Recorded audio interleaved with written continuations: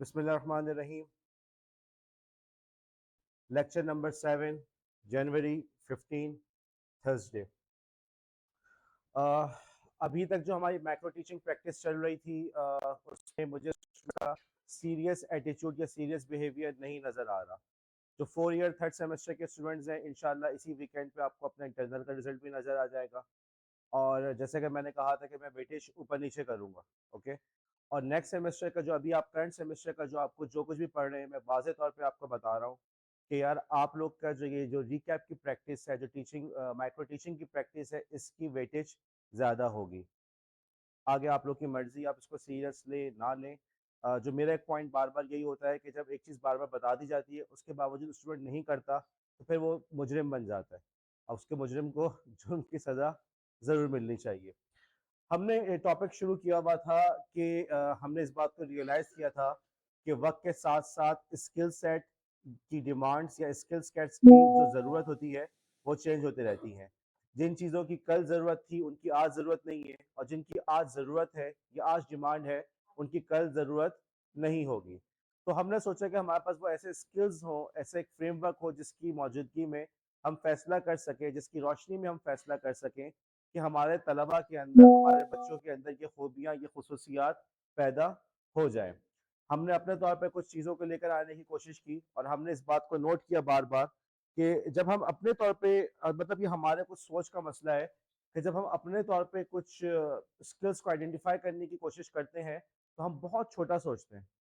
हम सोचते हैं ग्राफिक डिज़ाइनिंग, हम सोचते हैं एमएस वर्ड के बारे में, हम एक ग्रैंड स्केल के ऊपर बातों को नहीं सोच पाते। बिल्कुल ऐसा ही है जैसे किसी बच्चे का आपस में आकर झगड़ा हो गया और आपसे आकर उसने कहा कि स्कूल में ऐसा हुआ, तो आपने उसको समझाया बेटा स्कूल में जाकर तुम शीजा को ये जवाब देना, तुम शीजा को ये कहना, यूँ कहना, वो आइंदा वो खुद चुप रहेगी, आइंदा वो तुम्हें कुछ भी नहीं कह पाएगी। जबकि होना ये चाहिए था कि हम जनरल बात करते हैं, बेटा जिंदगी में तुम्हें कभी भी इस किस्म के मसले का सामना करना पड़े तो तुम्हें चाहिए कि तुम जो हो सबसे पहले अपने गुस्से को कंट्रोल करो, तुम जो है कॉन्फिडेंस से उसको जवाब दो, तुम जो है बिल्कुल ऐसा नहीं कि बैठ के कोई तुम्हें अब्यूज करते रहो, तुम चुपचाप सुनते रहो। बेटा अपने चीज़ों की हिफाजत करना सीखो, अपने लिए फाइट करना सीखो, लेकिन ये भी ना हो कि इतनी फाइट करने लगो कि हर कोई तुमको झगड़ालू समझने लगे। तो देखो दोनों बातों में कितना फर्क है।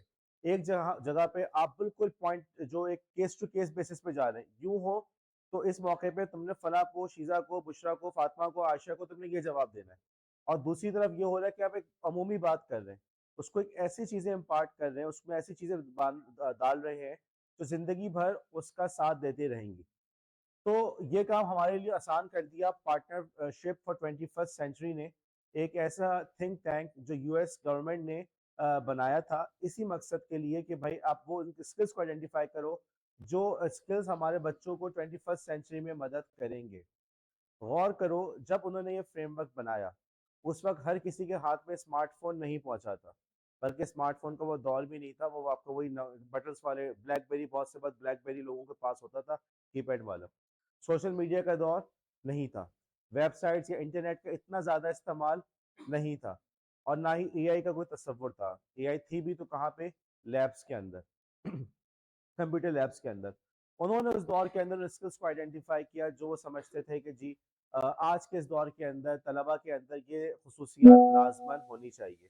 और मेरे ख्याल में आपने अब तक जितना पढ़ा, जितना देखा, आप लोग रियलाइज़ कर रहे होंगे कि हमारे इस दौर के अंदर 25 साल गुजर जाने के बावजूद, 25 साल का मतलब क्या कि एक नस्ल गुजर गई, एक जनरेशन गुजर गई, इसके बावजूद ये स्किल्स हमारे लिए, ये फ्रेमवर्क हमारे लिए आज भी वैल्यूएबल है। हाँ, ये अलग बात है कि हमारे अंदर ये खूबियाँ, ये खसूसियात पढ़ने के बावजूद, पढ़ाने के बावजूद नहीं पैदा हो पाती।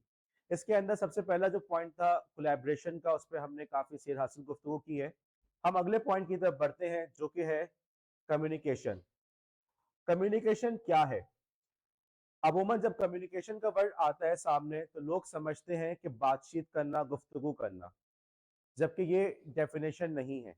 और इसी जो मिसकंसेप्शन है, इसी की वजह से आगे चल के हम देखते हैं कि हमारे तलबा के अंदर कम्युनिकेशन स्किल डेवलप नहीं हो पाता, हम उनको गलत रास्ते पे ले जाते हैं।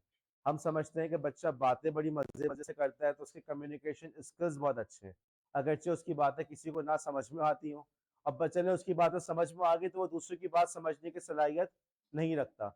दोनों सूरतों के अंदर वो उसकी कम्युनिकेशन स्किल्स बेहतर नहीं है। कम्युनिकेशन का मतलब ये है कि आप अपनी बात दूसरे को समझा सकें। सिर्फ बात कर लेना काफी नहीं है। आपके अंदर इतनी सलाहियत हो कि दूसरे तक अपनी बात उसको समझा सके और साथ ही साथ दूसरे की बात को समझ भी सके।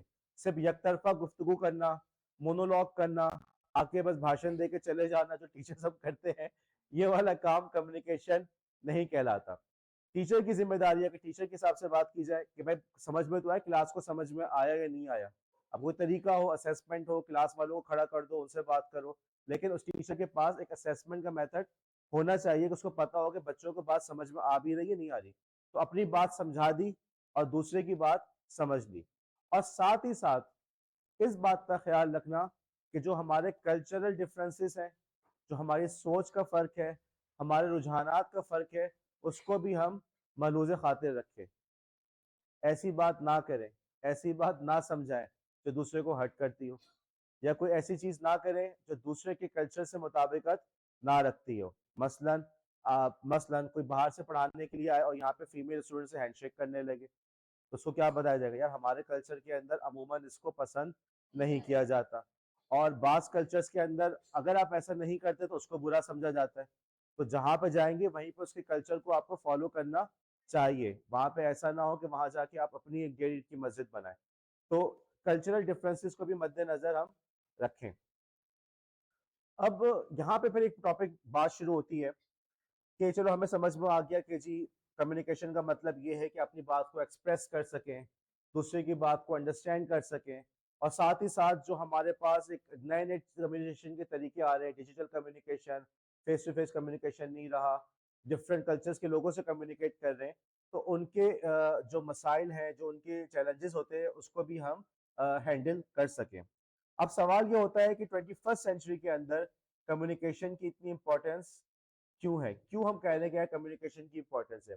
माजी में भी तो लोग जो है आपस में बात करते थे, माजी में भी लोग जो है किताबें लिखते थे, अपने ख्यालात दूसरों तक पहुंचाते थे, तकारीर करते थे। तो आज के दौर में ऐसा क्या मसला आ गया कि हमें कहना पड़ रहा है कि भाई 21st सेंचुरी के अंदर आपके कम्युनिकेशन स्किल्स का अच्छा होना बहुत ज़रूरी है। इसकी एक बहुत बड़ी वजह है अटेंशन इकोनॉमी।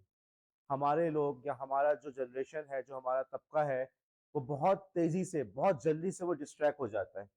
किसी एक बात को देर तक सुनना समझना उसके बस की बात ही नहीं रही। उसके अंदर ये सलाहियत ही नहीं है कि वो बैठ के घंटा तो दूर की बात, वो आधे घंटे भी बात सुन ले। आपको ये चीज सिर्फ स्कूल या कॉलेजेस में नजर नहीं आएगी, आपको ये बात नजर आएगी हमारे अपने आपस की जो दावतें होती हैं वहां पे भी नजर आएगा कि लोग जो है वो देर तक बात कर ही नहीं पाते, और बस खुद ब खुद उनका हाथ बढ़ जाता है किसकी तरफ, मोबाइल की तरफ। जरा सा बस पता नहीं क्या खुजली होती है कि बस जैसे ही होगा फौरन जो है ना वो मोबाइल की तरफ हाथ जाएगा, मोबाइल को चेक करना शुरू कर देंगे। और अब समझाना पड़ता है बेटा ये बदतहजीबी है, जब किसी से बात कर रहे हो तो मोबाइल की तरफ नहीं देखो, दूसरे की तरफ देखो, बेटा ऐसा नहीं करते, बेटा महफिल में खाला के साथ बैठ के गेम नहीं खेलते, खाला से बात करो, ये सब बातें बतानी पड़ती हैं। इसके मुकाबले में अगर हम माजी की बात करें तो मसलन एक बहुत मशहूर किस्सा है कि दो अमरीकी मशहूर सियासतदान इब्राहिम लिंकन और स्टीवन डगलस, ये हजरात इलेक्शन से पहले उनके दरमियान मुबाहसे हो रहे थे। हमारे यहाँ नारेबाजी की जाती है, तकरीरें की जाती हैं, हमारे जलसे जुलूसों के अंदर आज के इस दौर के अंदर गाने इस्तेमाल किए जाते हैं, लीडर्स की तकरीर चल रही होती है, बीच में अचानक ही गाने शुरू हो जाते हैं। बल्कि देखा जाए तो एक पूरा कॉन्सर्ट का माहौल क्रिएट किया जाता है। और साफ सी बात है अगर ये कॉन्सर्ट वाला माहौल, एक हल्ला गुल्ला वाला माहौल ना हो तो लोग शायद सियासी जलसों में आने से इनकार कर दें। और यही वाला चैलेंज आपको नजर आता है टीवी के ऊपर भी। किसी की प्रेस कॉन्फ्रेंस हो रही होती है कि आप देख पाते हो, आप चैनल फौरन चेंज करते हैं, दूसरे में क्या आ रहा है। आपको पता होता है कि बहुत इंपॉर्टेंट बात कर रहा है, सुनना चाहिए, देखना चाहिए, लेकिन आप तवज्जो नहीं कर पाते। क्रिकेट की अच्छी मिसाल है। पहले जो आपके क्रिकेट, टेस्ट क्रिकेट कितने दिन तक चलती थी, 5-5 दिन, और बाज दफा उसका उस पर भी नतीजा नहीं निकलता था, ऐसे ड्रॉ हो जाता था। फिर किस पर आ गए आप लोग, वनडे के ऊपर, एक दिन के अंदर ही आर या पार फैसला। और अब क्या चल रहा है आपका, T20, और आप वेट कीजिए जब 6 गेंदों पे फैसले हो रहे होंगे। तो देखा आपने किस तरह से चीजों को कम से कम करते चले गए। लोग आ गए, लोगों की सलाहियत कम, तवज्जो नहीं है। अब कौन जो है बैठ के 5 दिन तक मैच देखता रहेगा? T20 वनडे भी लोग नहीं देख पाते, अब लोग T20 की तरफ जा रहे हैं। और बहरहाल आपको वक्त के साथ साथ इसका जो पूरा फॉर्मेट है और शॉर्ट होता हुआ नजर आएगा। आपने देखा क्रिकेट मैच के अंदर, क्रिकेट की मिसाल लें, हमारे जो पुराने बैट्समैन होते थे उनकी जो यूनिफॉर्म थे वो व्हाइट कलर के होते थे। अब क्या होता है? रंग बिरंगे। ठीक है। फिर आपकी वो जो लीग्स वगैरह बनने लगी, कराची लीग और मुल्तान लीग वगैरह, और उनके पूरे अपने गाने, एक कंपटीशन का सा माहौल क्रिएट करना, इस तरह की चीजें। वजह यह है कि लोग तवज्जो ही नहीं दे पा रहे। उसके मुकाबले में चंद सदी कबल अगर हम देखें तो ये दो अमरीकी सियासतदान, इनके दरमियान इलेक्शन से पहले डिबेट चल रहा था। ये कब की बात है? 1858 की। ओके। तो इस 1858 कितने पहले हो गए शगुफ्ता? जी बिल्कुल, 1858। थैंक यू शगुफ्ता, आपने मुझे उर्दू में गिनती सिखाई। मैं जज़ाकल्लाह। कितने साल हो गए?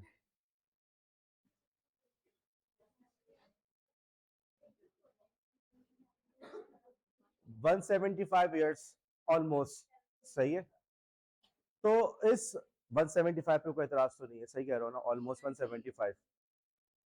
तो इनके दरमियान डिबेट हुआ और मौजू क्या था? अमेरिका का दस्तूर। कितना मजे का टॉपिक है ना, मुल्क का दस्तूर, मुल्क का आइन।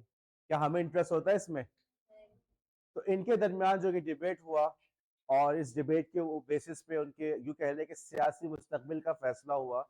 तो ये डिबेट जो था, इसका फॉर्मेट ये कि पहला वाला बंदा, जिसको भी पहला मौका मिलेगा, वो 90 मिनट बात करे, 60 मिनट बात करेगा, पूरा 1 घंटा। अगले बंदे को थोड़ा सा ज्यादा टाइम मिलेगा, 90 मिनट। उसके बाद पहले वाले को दोबारा बुलाएंगे, भाई आप कुछ कहना है, उसको आधा घंटा। तो यू पूरा जो डिबेट था, एक डिबेट ये हो गया 3 घंटे का। Number one. अच्छा, और ये डिबेट्स के जो सामीन थे, ऑडियंस थे, कौन लोग थे? हमारे यहाँ के, जिसको आज के दौर में हम कहेंगे मजदूर तबका। ये आपके किसान। ओके, आपको खेतों में काम करने वाले, दुकानों में काम करने वाले। उस जमाने में इतनी तालीम आम नहीं थी। ऐसा नहीं तो उस जमाने में ये जो हमारे पढ़े लिखे तबके का कोई ऐसा रिवाज नहीं था। आपके यही किसान होते थे, यही पढ़ते थे, यही लिखते थे, और यही आइन वगैरह पे बनाने पे काम करते थे। तो एक आम पब्लिक जो है, वो बैठ के 3-3 घंटे तक जो है इसका पूरा पूरा डिबेट सुनने की सलाहियत रखती थी। और मजे की बात क्या, जो एक राइटर है निकोलस कार, और उनकी किताब का नाम है दी शैलोस। तो उस किताब के अंदर उन्होंने तफसील से इस बात को लिखा है कि उसमें यूं भी हुआ कि डिबेट के दौरान अगर देर हो गई तो कहा गया ठीक है यार, आप लोग घर जाए, खाना खा के आए, उसके बाद दोबारा इस डिबेट को हम शुरू करेंगे। तो पता चला कि वो खाना खा के 2 घंटे के बाद आराम से आके फिर दोबारा सब लोग जमा हो रहे हैं।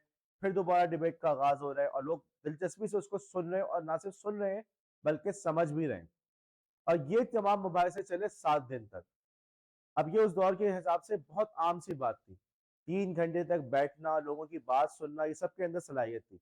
आज के दौर में एक और मिसाल है जुम्मे का। आप लोग जुम्मा नहीं पढ़ने जाते होंगे मस्जिद में, लेकिन जो कुछ ना कुछ तो अंदाजा होगा। तो जुम्मे का जो बयान होता है, लोग जाते कब है? जब अजान नमाज शुरू होने वाली होती है, लोग उस वक्त जाते हैं। लोगों में भी अब इतनी सलाहियत नहीं रही कि वो बैठ के जो है वो बस एक बयान, घंटे भर का बयान सुने। और साफ सी बात है, कहा देखा जाए तो शायद बोलने वालों में भी इतनी सलाहियत नहीं रही कि लोगों को वो बिठा के उनको एक जो है उनको इंगेज रख सके। तो आज के दौर में एक मसला बड़ा ये आ गया कि यार बात मुख्तसर वक्त में ऐसी करो कि सामने वाला स्टूडेंट समझ सके। मैं अगर जब लेक्चर तैयार कर रहा होता हूँ तो मेरे पास बहुत बड़ा चैलेंज ये होता है कि लेक्चर ऐसा हो कि भाई क्लास इंगेजिंग भी रहे, और साथ ही साथ जो है बहुत लंबी भी ना चले जाए, उन्हीं 45 मिनट्स के अंदर कवर हो जाए। वक्त के साथ साथ मैं भी अपने अंदर इंप्रूवमेंट की कोशिश कर रहा हूँ। जो आपका स्टूडेंट है वो भी यही चैलेंज फेस करेगा। वो कहीं भी जाएगा, वो बिजनेस में जाके कहीं पे भी, अगर वो बिजनेस प्लेस पे, अगर वहाँ पे उसने प्रेजेंटेशन देनी है, तो वहाँ पे भी लोगों में यही मसला होता है, वो फॉर्म मोबाइल को चेक कर रहे होते हैं। मेरी मीटिंग्स हो रही होती हैं, ऑनलाइन मीटिंग्स होती हैं हमारी। तो बाकायदा मैंने अपने अंदर भी ये चीज़ फील की है कि मीटिंग बाज़ दफ़ा 3-3 4-4 घंटे तक चली जाती है, और लिटरली 4 घंटे तक अपना आपको बिल्कुल अटेंटिव रहना बहुत मुश्किल हो जाता है, बहुत मुश्किल हो जाता है। और जो उस 3 घंटे की मीटिंग के बाद, जब हालांकि बैठे हुए वैसे मीटिंग सुन रहे हैं, लेकिन जब उठते हैं तो बिल्कुल ऐसा लगता है कि बिल्कुल ड्रेन हो चुके हैं, मेंटली बिल्कुल अब कैपेसिटी नहीं रही कि कुछ और काम कर सके। तो ये वो मसला है जो हम हर वक्त के साथ साथ तलबा के अंदर बढ़ता जा रहा है। और तलबा ने, इन्हीं तलबा ने, आपके ही शागिर्दों ने, आप ही के बच्चों ने आगे जाके अपने कैरियर को ज्वाइन करना है, कॉर्पोरेट वर्ल्ड को ज्वाइन करना है, तो उनके अंदर ये पहले से सलाहियत हो कि वो अपनी बात को थोड़े से वक्त के अंदर इंगेजिंग तरीके से बयान कर सकें। एक और इशू ये आ रहा है कि यार हमारे जो एजुकेशन, जो हमारे कम्युनिकेशन का तरीक़ेकार है वो शिफ्ट हो गया। ओके, पहले के जो तरीक़ेकार थे अमूमन हम जब कम्युनिकेट करते थे किताबों के ज़रिए से या शेर व शायरी, जैसे लामा इकबाल ने किया, शेर व शायरी के ज़रिए से फ़लसफ़े की किताबें लिखी जा रही हैं। आपका जो ये कम्युनिज़्म का इतना बड़ा इनकलाब आया उसकी बुनियाद क्या थी? एक किताब, दास कैपिटल के नाम से एक किताब लिखी, उस किताब ने पूरे यूरोप के अंदर इनकलाब बर्पा कर दिया, रशिया के अंदर फिर उनकी हुकूमत आ गई, पूरी चीज़। लेकिन कम्युनिकेट कैसे कर रहे थे? किताबों के ज़रिए से, खतूत के ज़रिए से। लेकिन अब क्या हो गया कि जो हमारा जो कम्युनिकेशन का मेथड है, जो सिस्टम है, वो कितना चेंज हो गया। अब जो है सबसे पहली बात तो कि स्पीड बहुत ज़्यादा बढ़ गई। चंद लम्हे के अंदर हमारी बात इस कोने से उस दुनिया के उस कोने तक पहुंच जाती है। और साथ ही साथ क्या हुआ कि तरीक़ेकार बदल गया। वो जो फॉर्मल मेथड था, आप लोगों को याद है स्कूल में टीचर्स ने लिखा होगा एप्लीकेशन लिखने का तरीका, लेटर लिखने का तरीका। लेटर कितनी दफ़ा तुम लोगों ने लिखा है? और जब भी लिखते होगे ज़हन में यही आता होगा कि लिख क्यों रहा हूँ मैं? हमें पढ़ा क्यों नहीं है? ज़हन में आता होगा। तो ये जो बहुत बड़ा शिफ्ट आया है तो इसका मतलब ये हुआ कि जो हमारा पुराना वाला मेथड था वो अब कामयाब या वो चलने वाला नहीं रहा, वो आउटडेटेड हो चुका है। स्लाइड पे कुछ नजर आ रहा है? क्या चीज है ये? पहचान लिया आपने? इस पे बड़ी मशहूर फिल्म भी बन चुकी है। ओके, अब ये जो भाई हमारे यहाँ चले, शिप हमारी टाइटैनिक थी 1912 के अंदर, 1912 के अंदर इसका हादसा हुआ और दो हिस्सों में तकसीम हुई। ओके, लोग डूब के मर गए 1912 के अंदर, यानी आज से बमुश्किल 100 साल पहले। उस वक्त जब उनके पास कम्युनिकेशन के लिए ना मोबाइल था, ना 4G, ना 5G, कुछ भी नहीं था। वो वायरलेस के जरिए से कम्युनिकेट कर रहे थे और उसके अंदर सिग्नल्स भी सही से नहीं पहुंच पा रहे थे। जैसे रेडियो में होता है ना, आवाज डिस्टॉर्ट आ रही होती है, FM वगैरह सुनो तो बाज़ दफा उसमें भी आवाज साफ नहीं आती, तो बिल्कुल इस तरीके से था। तो उसने, उस शिप ने डूबने से पहले वहां से बराबर वाली जो दूर शिप्स थी उनको मैसेज किया, हम डूब रहे हैं, बचाओ हमें, हमारे साथ ये हो गया है। उसने फिर आगे किया, फिर उसने आगे किया, फिर उसने आगे किया, इस तरह से होते होते होते लैंड तक, जमीन तक ये खबर पहुंची। अगले दिन के अखबारात में खबर ये शाया हुई कि जहाज डूब गया, कोई जानी नुकसान नहीं हुआ। जहाज डूब गया, कोई जानी नुकसान नहीं हुआ, जबकि हकीकत में 1500 लोग एक साथ उस रात को मर गए थे। बहुत बड़ा हादसा था। 1500 लोगों का एक साथ मर जाना बहुत बड़ा हादसा था। और आज तक तारीख में इससे पहले, मुमकिन है जो रिटन तारीख है, यानी जो रिकॉर्ड हमारे पास महफूज है, उसमें इससे पहले कभी भी नहीं हुआ कि 1500 लोग एक साथ मरे हो। लेकिन तुम देखो उस अखबारात के अंदर कौन सी खबर शाया हो रही है? गलत खबर कि जहाज तो डूब गया लेकिन कोई जानी नुकसान नहीं हुआ। इसकी वजह क्या थी? कि वो जो मैसेज जा रहा था, जो मैसेज भेजने का तरीका था, वो सही नहीं था, उसके अंदर सिग्नल सही से पहुंचे ही नहीं। एक तो रफ्तार स्लो, दूसरी बात क्या कि इधर से उधर, उधर से आगे, उधर से आगे, तो पता चला बात कुछ से कुछ पहुंची और एक्यूरेट मैसेज नहीं पहुंच सका। 1912, आज क्या है? 2025, 26। ओके, चलो मैं चेक कर रहा था, आप लोग जाग रहे हैं, सो रहे हैं। तो 2026, और जो सुन रहा होगा उसके लिए 2027, यूट्यूब पे भी दूसरा सुन रहा हो। अच्छा जी, 2026। तो अब मेरा ये सवाल है कि आप समझते हैं कि आज के दौर में भी हमें इस प्रॉब्लम का सामना करना पड़ रहा है या पड़ेगा? हमारे मैसेजेस फौरन इधर से उधर पहुंच रहे हैं। अब देखो 1912 का किस्सा था ना, इसको तुम जरा कंपेयर करना 2009, 2009, अगेन वही बमुश्किल 1912 और 2009, 100 साल तकरीबन हो गए पूरे, 3 साल का फर्क है, 100 साल पूरे हो गए। तो हुआ कुछ यूं कि एक साहब ने ट्विटर पे ट्वीट की कि हडसन रिवर के ऊपर, अमेरिका में एक दरिया है जैसे हमारा दरिया सिंध, वहां पे एक दरिया है, दरिया हडसन। तो हडसन रिवर पे उसने कहा कि जहाज नजर आ रहा है। ओके, उसने इस बात को ट्वीट किया और फौरन ही ये खबर पूरी दुनिया में फैल गई कि जी अमेरिका का एक जहाज जो है उसने दरिया के ऊपर क्रैश लैंडिंग की है। और ये खबर मीडिया पे बात पे आई, अखबारात में, न्यूज चैनल्स पे बात में आई। सबसे पहले ट्विटर के जरिए से ये खबर सर्कुलेट हुई कि एक जहाज जो है उसने क्रैश किया है दरिया पे। तस्वीर नजर आ रही है आप लोग को? और वो खबर आनंद फानन पूरी दुनिया में फैल गई। तुम देखो दोनों बातों में फर्क देखो। 1912 में बंदा मर भी रहा है तो अपने मरने की खबर भी नहीं बता पा रहा, और कई दिनों के बाद टाइटैनिक के केस में कई दिनों के बाद असल हादसे का अंदाजा हुआ कि बहुत बड़ा नुकसान हुआ है। पहले लोग समझ रहे थे कि चलो सिर्फ और सिर्फ जो है जहाज जो है वो डूब गया, बंदे बच गए। फिर पता चला कि नहीं यार, कुछ लोग मरे, सब नहीं मरे, फना फना बच गया है। तो कई दिनों तक तो ये एक्टिविटी चलती रही, भाई मरा कौन है। फिर लोगों को एहसास हुआ भाई 1,500 लोग एक ही दिन में जा चुके, एक ही रात को दुनिया से चले गए। और यहाँ क्या हो रहा है, एक आदमी ने सफर करते हुए उसने जहाज की नजर आया, उसको लगा बढ़िया क्या ये क्या चीज हो रही है। जाहिर सी बात है दरिया पे आपको जहाज नजर आया, आप भी कहें कि हवाई जहाज या एयरप्लेन जो है ये जहाज पे दरिया पे क्या कर रहा है, यहाँ पे कैसे आ गया। तो आपने ऐसी एक फनी सी वीडियो ले ली और आपने उसकी तस्वीर लेके नेट पे डाल दी, और पता चला कि जी वो तो एक बहुत ही अहम खबर थी कि एक जहाज ने आपके दरिया के ऊपर क्रैश लैंड किया था। आप इसी वजह से देखते हैं कि जब भी पाकिस्तान इंडिया के दरमियान जंगी माहौल हुआ तो सबसे पहले क्या खबर आती है या इंस्ट्रक्शन आती है कि सोशल मीडिया पे तस्वीरें शेयर करने से गुरेज करें। और लास्ट टाइम जो अभी आपके इंडिया के साथ मामला चल रहे थे चंद महीनों पहले, तो क्या था, असल खबरें हमें सोशल मीडिया से मिल रही थी। नई नई वीडियोस, नए नए एंगल्स, यहाँ पे ड्रोन पकड़ा गया, यहाँ पे ये हुआ वो हुआ, कोई जो है वो अपनी AK-47 लेके उसको मारने की कोशिश कर रहा है। तो एक हल्ला गुल्ला वाला माहौल भी था हमारे यहाँ तो। लेकिन बात क्या थी, सबका सब कहाँ चल रहा था, सोशल मीडिया पे। तो जबकि ये वाली चीज आपकी जो आपको नजर आता है टाइटैनिक के केस में नहीं थी। एक शिफ्ट हुआ, तब्दीली तो आ गई ना बहुत बड़ी। फिर एक और चीज में मिसाल दूंगा, कार्बन पेपर इस्तेमाल किया। आप सबने कार्बन पेपर इस्तेमाल किया, और मैं उस दिन से डरता हूँ जब मुझे क्लास में समझाना पड़ेगा कार्बन पेपर क्या चीज है।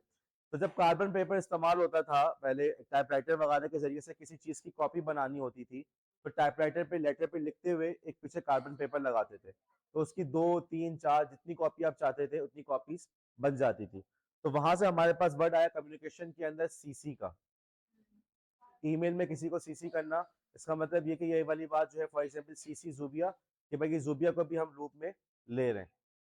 आज के दिन में एक नई टर्म इस्तेमाल हो रही है इसकी जगह, कौन सी, व्हाट्सएप पे काम करते हो तुम लोग, और कुछ करते हो या क्या हो गया, फॉरवर्ड करते हो। अब फॉरवर्ड जो तुम व्हाट्सएप पे कर रहे हो किसी को, फॉर एग्जांपल एक मिसाल दे रहा हूं मैं तुम्हें, व्हाट्सएप पे फॉरवर्ड करते हो, क्या चंद साल पहले फॉरवर्ड का क्या मतलब होता था, आगे बढ़ाना। लेकिन ये जो अब किया है मुझे फॉरवर्ड कर दो, ये एक बात है ना। अब तुम सोचो अगर 10 साल पहले, 20 साल पहले तुम ये जुमला बोल रहे होते या फॉरवर्ड कर दे रहे होते, क्या हो गया, क्या बात कर रही है, बात समझ में आ रही है, बात फर्क हुआ नहीं हुआ। लेकिन आज के दौर में ये वाली टर्म हमारी लैंग्वेज का हिस्सा बन गई, फॉरवर्ड कर देना। यार तुम क्या बैठ के फॉरवर्ड करते रहते हो, ऐसा है या नहीं। यार ये चीज तुम किसी को फॉरवर्ड मत करना। हमारी टेक्नोलॉजी में चेंज आ गया, शिफ्ट आया। ये वो मसाइल थे जिसका या ये वो चेंज है जिसका हमें पहले कभी सामना करना नहीं पड़ा। एक और बात ये हो गई कि अब जो हमारे ये तमाम गुफ्तगू जो कुछ भी हो रही है, ये हो रही है दुनिया पूरे ग्लोबल लेवल पे। 1812 के अंदर यूके में, यूएस अमेरिका और यूके इंग्लैंड, 1812 के अंदर दोनों के दरमियान जंग हुई। अब बहुत ही खूनी जंग हुई, एक दिन के अंदर हजारों लोग मर गए, हजारों फौजी मारे गए 1812 में। जनवरी का किस्सा ये। मजे की बात यह है कि 2 हफ्ते पहले दोनों मुल्कों के दरमियान एग्रीमेंट हो गया था कि हम जंग नहीं करेंगे। मुल्क कौन कौन से थे, यूएस, यूके। मुआहिदा कहां पर हुआ था, बेल्जियम में। बेल्जियम से उन्होंने इस मैसेज को रवाना किया कि भाई हमारी दोस्ती हो गई है, जंग खत्म कर दो। किसके ऊपर, बहरी जहाज के ऊपर। तो बेल्जियम से उसने पहुंचना था न्यू ऑर्लिन्स, यूएस के अंदर, लेकिन उसको पहुंचने में ताखीर हो गई, और इस दौरान दोनों में जंग हो गई, और वो जंग के नतीजे में हजारों लोग मर गए। तुम अंदाजा लगाओ, अब इन्ना लिल्लाहि व इन्ना इलैहि राजिऊन पढ़ लेना तुम लोग इतना। तुम अंदाजा लगाओ कि मुआहिदा हो चुका है, इशू रिजॉल्व हो चुका है, लेकिन उसके बावजूद जो हमारी स्पीड की वजह से पता चला क्या हुआ कि दोनों मुल्कों के दरमियान फिर भी जंग हो गई। उस मुआहिदे का फायदा क्या हुआ, जो लोग दुनिया से चले गए वो चले गए। जिन घरानों में मसला हुआ, इश्यूज हुआ कि यार हमारा बेटा, हमारा जो शौहर है या हमारा बाप जो है जिसने मर बेचारा तो मर गया वो। बात क्या थी कि यहाँ से वहां तक मैसेज पहुंचने के अंदर इतना तवील वक्त लगा। हमने वक्त के साथ साथ इस मसले को तो हल कर लिया, अब तो लम्हे भर में इधर से उधर मैसेज पहुंच जाता है। अलबत्ता इसके साथ फिर दूसरे मसाइल शुरू हो गए, मसलन एक फेक न्यूज़ वाला मसला। अब ये हो सकता है कि झूठी खबर पहुंच जाए कि जी दोनों के दरमियान मुआहदा हो चुका है या मुआहदा टूट चुका है और उसके नतीजे में जंग हो जाए। ओके, ऐसे इशूज हो सकते हैं। कल्चरल इशूज आने लगे, अब जब आपस में इतने मजे से कम्युनिकेशन होने लगी तो एक आम आदमी भी एक दूसरे से कम्युनिकेट कर पा रहा है, एक आम आदमी एक मुल्क का दूसरे मुल्क से कम्युनिकेट कर रहा है। तो यहाँ पे अब जो कल्चरल सेंसिटिविटी का ख्याल रखना भी जरूरी हो गया। मसलन यूएस आर्मी जो है, जब अफगानिस्तान में इन्होंने अटैक किया, इस निशान में क्या मतलब होता है? ओके, थम्स अप मतलब ठीक है यार, लेकिन तारीफ में है ना। आपकी प्रेजेंटेशन होगी, मसलन मुझसे कोई पूछे, महानूर पूछे सिर्फ ऐसी प्रेजेंटेशन थी तो मैं यूं करूं, वैसे तो यूं करना चाहिए, लेकिन मैं यूं करूं तो वो क्या समझेंगी? गुड। लेकिन अफगानिस्तान के कल्चर के अंदर इसका मतलब कुछ और था। अब वो अपने तौर पे गंदा मतलब था, अब वहां के फौजी तो अपने तौर पे वो यूं करते हुए जा रहे हैं कि जैसे हम तुम साथ हैं, हम तुम दोस्त हैं, ओके, हमने जो एक बड़ा काम अचीव कर लिया, हमने जालिम हुकूमत खत्म कर दी वगैरह। लेकिन वहां के लोगों को गुस्सा आ रहा है, ये हमें जो इशारा क्या कर रहा है? बात समझ, वो उनके कल्चर को नहीं समझ सके कि भाई इनके कल्चर के अंदर इसका मतलब कुछ और होता है। अगर उस जमाने में आप लोग अखबार को पढ़ रहे होते, आप में से जो लोग उस दौर में थे, तो बाकायदा इसकी न्यूज आई थी कि यूएस के अंदर या वहां पर फौजियों को ट्रेन किया जा रहा है कि भाई आपने ये वाला इशारा नहीं करना, यहाँ इसका मतलब कुछ और होता है। इसी तरीके से एक और मतलब यूं ले लें कि एक और एग्जाम्पल आपके सामने है। ये मलेशिया की तस्वीर है। एक साहब जो है कॉन्सर्ट अटेंड करने, जापानीज जो है, वो कॉन्सर्ट अटेंड करने के लिए गए मलेशिया। ओके, और के पॉप के कोई बड़े मशहूर गुलकार वगैरह थे वहाँ पे, मुझे नाम याद नहीं। तो उन्होंने एयरपोर्ट पे तस्वीर देखी कि लोग जमीन पे बैठे हुए हैं। ठीक है, दूसरा आपको हमारे यहाँ भी नजर आता होगा, हमारे यहाँ भी बैठने की जगह तो हमारे यहाँ होती नहीं है, तो कभी हम भी किसी फुटपाथ वगैरह या क्यारी में बैठ जाते हैं। ओके, या बाज लोग जो है वो जमीन पे उखड़ू बैठ जाते हैं। बात तो यही कि हमारे यहाँ बैठने का कोई सीट्स वगैरह को तो कोई इतना कुछ सोचता ही नहीं है कि जब इतनी पब्लिक आ रही है तो उसको बैठने की भी प्रॉपर जगह चाहिए। तो उसने ये तस्वीर देखा, लोगों को एयरपोर्ट पे इस तरह से जमीन पे बैठे हुए, मॉल्स वगैरह पे लोगों को देखा इस तरह से, तो उन्होंने ट्विटर पे डाल दिया कि यार ये लोग जो है ना, इनके अंदर जरा से भी तमीज नहीं है, तहजीब नहीं है। और उसके नतीजे में मलेशिया और जापान के दरमियान जबरदस्त किस्म की सोशल मीडिया पे जंग शुरू हो गई। मलेशिया से जवाब दिया, तुम्हें इतना बुरा लगता है तो आने की जरूरत नहीं है, तुम तो ऐसे हो, तुम्हें किसने कहा यहाँ पे आने को? दूसरे ने कहा ये हमारा कल्चर है, हम भी ऐसा करते हैं, हम जो चाहे करें, हमारा मुल्क है, हमारी मर्जी, तुम मत आया करो। किसी ने जो है जापान से तस्वीरें ढूंढ के निकाल ली कि तुम्हारे लोग भी तो देखो नशे की हालत में जमीन पे गिरे हुए। तो यूं आपस में ये पूरी बहस मुबाहिसा शुरू हो गया। और हमें, मेरे ख्याल में हम पाकिस्तान में रहते हैं तो पाकिस्तान और इंडिया के दरमियान जो हमारे इतने इशूज चलते रहते हैं, उसके हमें नजर ही आता होगा कितनी दफा ऐसा होता है, उन्होंने कोई मूवी बना दी, हमारे वालों को बैठ के जवाब देने लगे। तो वक्त के साथ साथ हम लोग जो है मतलब जब हमारे कम्युनिकेशन की तरीके का तेज हो गए, तो साथ ही साथ अब ये भी जरूरी हो गया कि हम दूसरे के कल्चर को भी, उसकी सेंसिटिविटी को भी मद्देनजर रखें। ये वो वजूहात है जिसकी वजह से अब समझ में आता होगा कि भाई हमारे लिए क्यों अपने इस कम्युनिकेशन के ऊपर तवज्जो देना जरूरी है। अगर आप कम्युनिकेशन का मतलब सिर्फ और सिर्फ ये लेंगे कि सिर्फ गुफ्तगू करना, तो आपकी कम्युनिकेशन स्किल्स कभी बेहतर नहीं होंगे। जब आपके नहीं होंगे तो आपके बच्चों के कहाँ से होंगे? आप भी वही करेंगे, आएंगे पढ़ाएंगे और चले जाएंगे और बच्चा वहीं का वहीं रहेगा। अब यहाँ पे चलो एक टॉपिक कर लेते हैं, बात कर लेते हैं, या यहीं पे खत्म करें?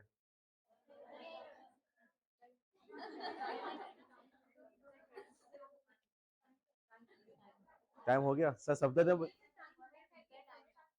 अच्छा तो तुम लोग से मेरा सवाल है, तुम लोग से सवाल है।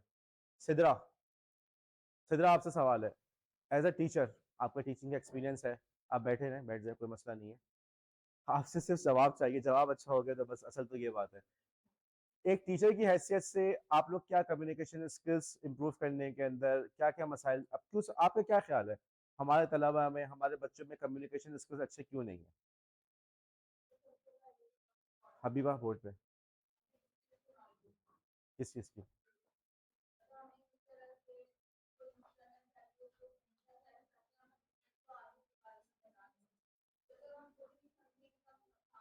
ओके, मैं आपकी बात ये समझ रहा हूँ, आप ये कह रही हैं कि हमारे अंदर इस बात की अवेयरनेस ही नहीं है कि ये भी कोई स्किल है जिसको सीखने की ज़रूरत है।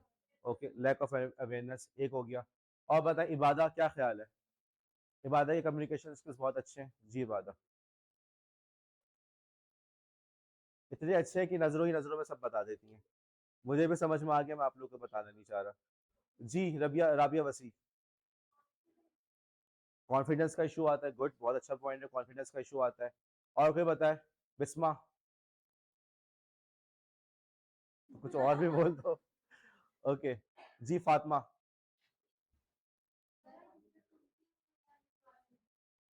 ओके, टीचर मतलब आप ये कह रही है टीचर्स जो है अटेंशन नहीं दे पाते। Okay, lack of attention from teacher है या? तुम लोग के आपस में क्या चल रहा है उधर हाँ जी, और कोई बताए क्या बिहेवियर इशू?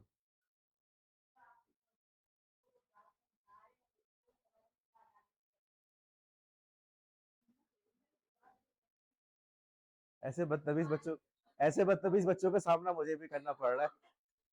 लेकिन इसको कुछ और करो यार, इसको थोड़ा सा पॉलिश करो, बात को थोड़ा सा समझाओ। और बताए समाविया, जोर से बोलो, मुझे बिल्कुल समझ नहीं आया, सॉरी। रीजन, रिलीजन, बहुत अच्छे कम्युनिकेशन स्किल्स हैं, बस एक जुमला बोलते हैं रिलीजन और बस। अब सर आगे पीछे पूरे फिल इन द ब्लैंक्स करेंगे। हम सवाल देते हैं, फिल इन द ब्लैंक्स, जुमला पूरा होता है, आपने बीच में एक लफ्ज डालना होता है।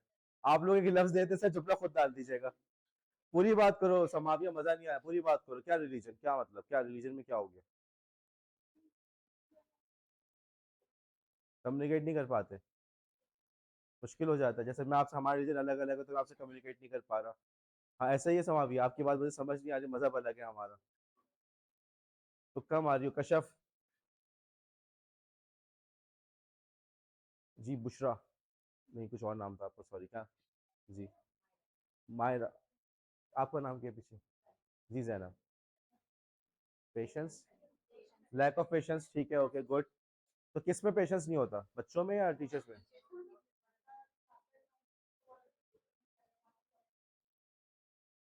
ओके,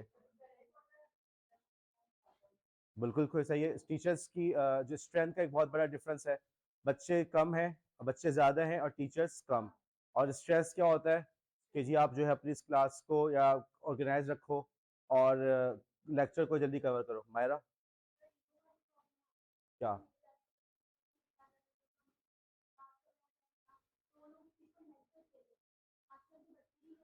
ठीक है, गुड पॉइंट। ईगो का मसला आता है कि हम किसी को बोलने ही नहीं देते, हम सुनना ही पसंद नहीं करते। और ये बहुत अच्छा पॉइंट है, मैंने खुद भी इस बात को बहुत ज्यादा नोट किया है कि जो मैंने कोलैबोरेशन में भी कवर किया था कि हम में से हर बंदा यही समझ रहा होता है कि बस मैं अकेला ही काफी हूँ, या मैं बस, मुझे किसी के मशवरे की जरूरत नहीं है। और किसी से मशवरा लेना और किसी ने बगैर पूछे दे दिया, उसमें तो बस। तो ये हमारे दरमियान बहुत बड़ा एक इशू है कि अब किसी को सुनना भी नहीं चाहते, जब सुनना भी नहीं चाहते तो समझाएंगे कहाँ से? जी आमना, मतलब क्या?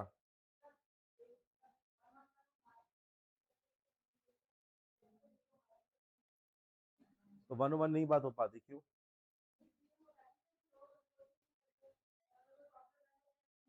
अच्छा, मुझे तो नजर आता है फॉर एग्जाम्पल अपनी क्लास फेलो से वन वन बात तो कर रही होती है।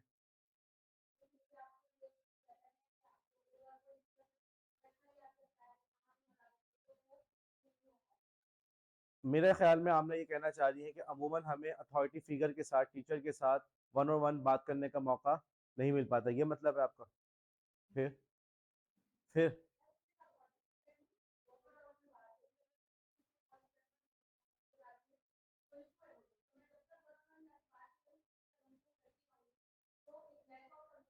ये अच्छा पॉइंट है। इस पॉइंट पे जो ये कह रही है कि हमारे अंदर ये शाइनेस है, ठीक है, हम इतना बेहतर फील नहीं करते किसी से जाके बातों को एड्रेस करने पे। तो हमें ये ज्यादा आसान लगता है, जैसे मैंने डेटा पैकेज वगैरह के हवाले से हर दफा क्लास में कहता हूँ किसी को इशू है तो मुझे आके बताओ। वरना जब मैं नया नया आया था तो बच्चे मुझसे बात करने के अलावा सबसे बात कर रहे थे कि सर जो है हमें डेटा पैकेज के लिए कह रहे हैं, हमें ये इशू है वो इशू है। तो मैंने यही कहा था, भाई मसला है तो मुझे बताओगे तो बाकियों को बताओगे, उससे क्या उनसा इशू रिजॉल्व हो रहा है? तो ये हमारे बच्चों के अंदर बिल्कुल ये सही कह रही है कि हमारे किसी के साथ मसला होता है तो हम पूरी दुनिया जहां में उसके बारे में नेगेटिव बात करते जाते हैं और अपने दिल की भड़ास निकालते जाते हैं। लेकिन हमें इतना नहीं होता कि हम जो है किसी दूसरे को, या जो बंदे जिसके साथ इशू है उसको जाके हम इस बारे में बताएं। बैठे हैं हबीबा। अच्छा, अब वंस अगेन मैंने कल भी ये बात की थी कि यार जो चीजें सिर्फ पढ़ लेना काफी नहीं है, इन बातों पे इम्प्लीमेंट करना, इन बातों को अपने अंदर डालना जरूरी है। आप में से जिनको पढ़ाने का मौका मिल रहा है घर में, चाहे अपने बच्चे हो, ट्यूशन पढ़ा रहे हो, स्कूल में पढ़ा रहे हो, आपका ये काम है कि वहाँ पे देखें तो सही कि वहाँ पे आप इन चीज़ों को इम्प्लीमेंट तो करके देखें, ताकि आप इन चीज़ों को यहाँ पे आप हमें बता सके, सर हमने यूँ किया तो ये इशू आया, ये किया तो वो इशू आया, या हमें ये फ़ायदा नज़र आया। ये वंस अगेन देखो, बीएड कल भी कुछ बच्चे मुझसे पूछ रहे थे, सर इम्तिहान में कौन सा सवाल आएगा, पेपर की इंपॉर्टेंट बता दें। बीएड की डिग्री को अगर इस तरीके से लेके चलोगे तो तुम लोग अपने पैरों पे बहुत बड़ी कुल्हाड़ी मार रहे हो। अगर ये वाला माइंडसेट है तो किसी और कॉलेज में बीए कर लो, बीएस कर लो, कुछ और पढ़ लो, लेकिन बीएड करना है तो फिर तुम्हें समझना जरूरी है कि बीएड का असल फायदा उसी वक्त होगा जब तुम इन तमाम चीजों को एक यूं समझो कि मैंने इसका प्रैक्टिकल करना है।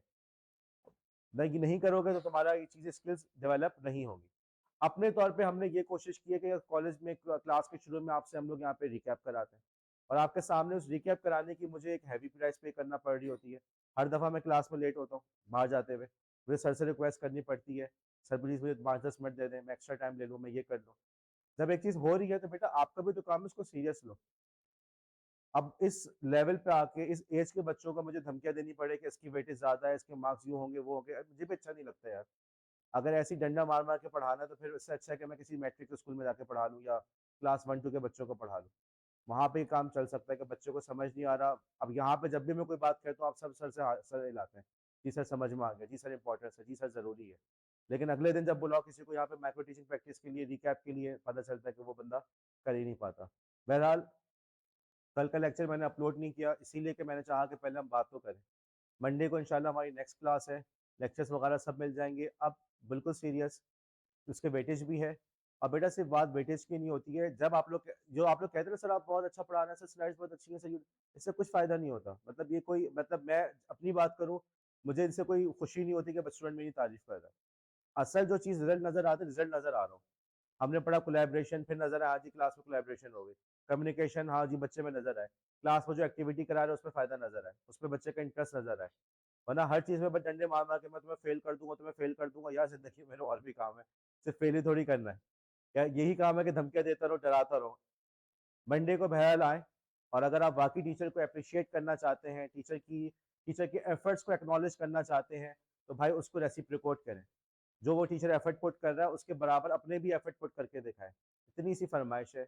अगले पिछले दिन का जो लेक्चर होता है यहाँ पे आकर उसको समझा दो, दैट्स इट। 4 ईयर वाले हो, 2.5 वाले हो, सबका मौका मिलेगा। जिसका नाम आ गया, मैं वाजे तौर पे बता रहा हूँ, ग्रेडिंग के अंदर उसमें वाजे तौर पे फर्क नजर आएगा। तो बाद में मत कहना कि सर फेल हो गए या नंबर कम आ गया, इसकी वजह सिर्फ और सिर्फ ये होगी कि आपने यहाँ पे रिकैप को, टीचिंग प्रैक्टिस को, माइक्रो टीचिंग प्रैक्टिस को इंपॉर्टेंस नहीं दी थी। अटेंडेंस ले लो मैं आप लोग की।